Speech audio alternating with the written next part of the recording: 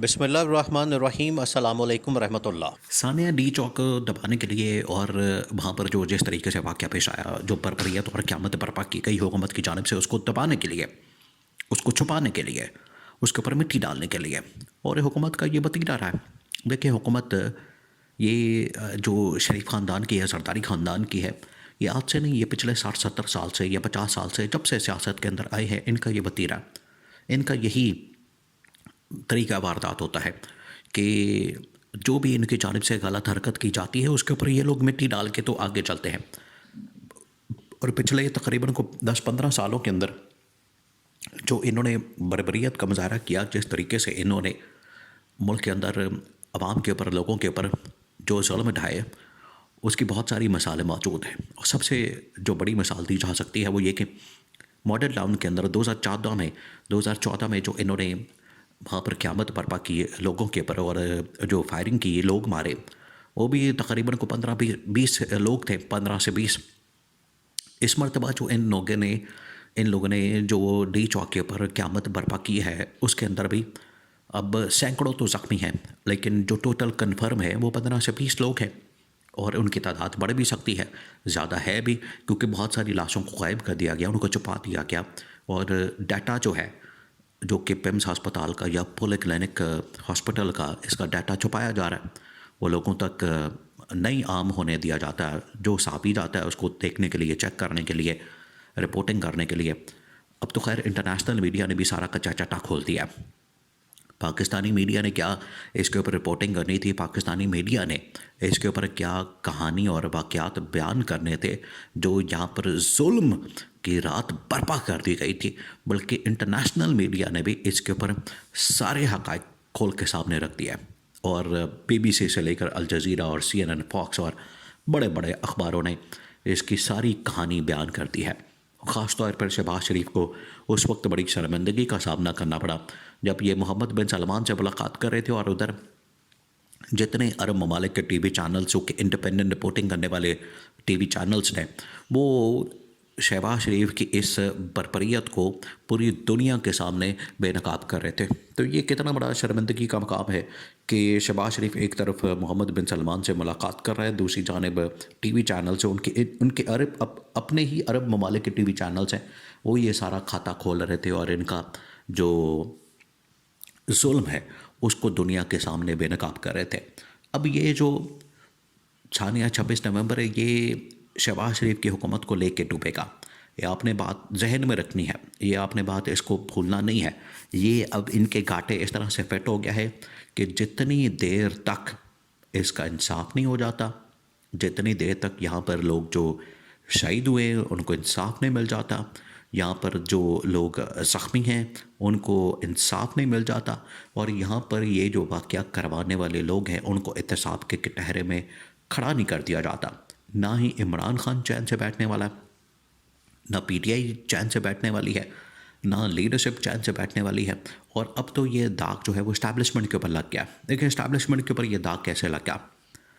हालांकि यहाँ फ़ौज ने, इस्टेब्लिशमेंट ने बड़ा वाज़ेह तौर पर बता दिया फैसल वाडा के थ्रू।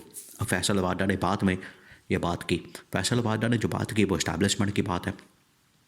फैसल वाडा ने ये पैगाम भेजा है हुकूमत को कि हुकूमत को ये चाहिए था कि ये वाला मामला सियासी तौर पर बातचीत के ज़रिए हल करते, इसको मैनेज करते, इसके लिए रास्ता निकालते, मुज़ाकरात करते, इनको टेबल के ऊपर बिठाते, इनके साथ गुफ्तगू करते, इनके साथ कोई ना कोई डायलॉग करते और रास्ता निकल आना था। ऐसी बात नहीं, दुनिया में तो बड़ी बड़ी जंगों का जो रास्ता है वो डायलॉग के ज़रिए, बातचीत के ज़रिए, टेबल टॉक के ज़रिए से निकला है। तो ये वाला रास्ता भी निकल आता, इसमें कौन सी कोई ऐसी बात थी बड़ी। लेकिन फैसल वाडा के मुताबिक हुकूमत क्योंकि नालायक इतनी है, हुकूमत निकम्मी इतनी है, इनको सिर्फ अपने लुटमारे हलवे मांडे की बड़ी होती है और किसी चीज़ की कोई परवाह नहीं होती इनको। और ख़ास तौर पर इमरान खान का तो नाम आते ही इनके तो होशो हवास ही उड़ जाते हैं, ये बिल्कुल ही फारिग हो जाते हैं, इनका दिमाग काम करना छोड़ देता है, क्योंकि इनको पता होता है कि अगर इमरान खान आ गया तो इमरान खान हमें लेके बैठ जाएगा। ये इमरान खान से इतना डरते हैं, इमरान खान का इतना खौफ है, इमरान खान का खौफ इनके ऊपर इतना तारी हो चुका है कि इमरान खान से बात करने की ये सोचते भी नहीं क्योंकि इनको पता है कि बातचीत के नतीजे में इमरान खान बाहर आ जाएगा और बाहर आके तो बाद में इन सब की मंजी ठोक देगा।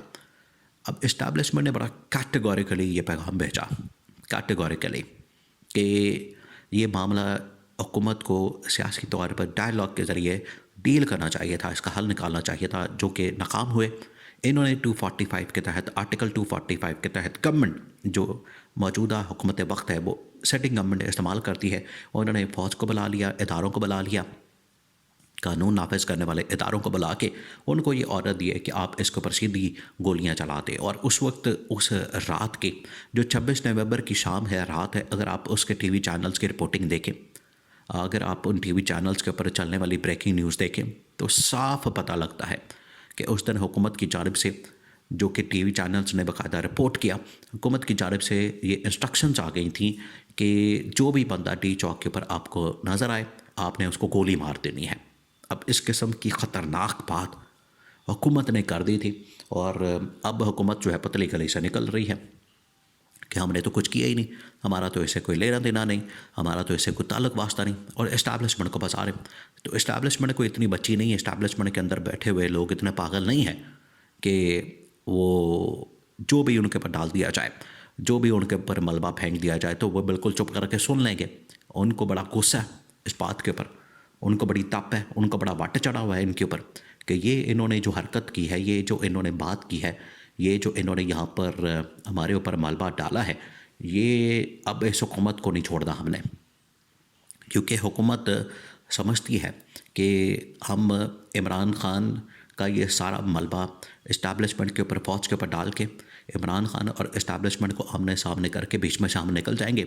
अल्लाह खैर सलाह, हमें कोई पूछने वाला, कोई रोकने वाला, कोई टोकने वाला नहीं होगा, और हम अपने लल्ले तलल्ले और याशियाँ करते फिरेंगे।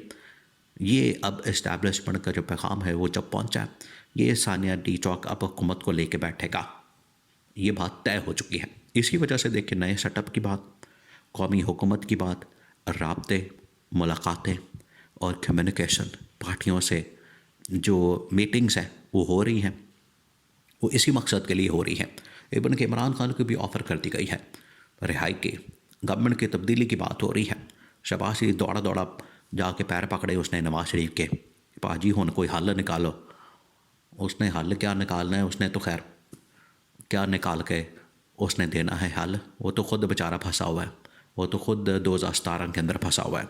तो शहबाज शरीफ अब घर जाने वाला है, और ये सानिया 26 नवंबर इस हुकूमत को, इमरान खान के साथ जो इन लोगों ने पंगा लिया है, अब ये हुकूमत नहीं कर सकेंगे, वो इस हुकूमत को अब लेके बैठ जाएगा।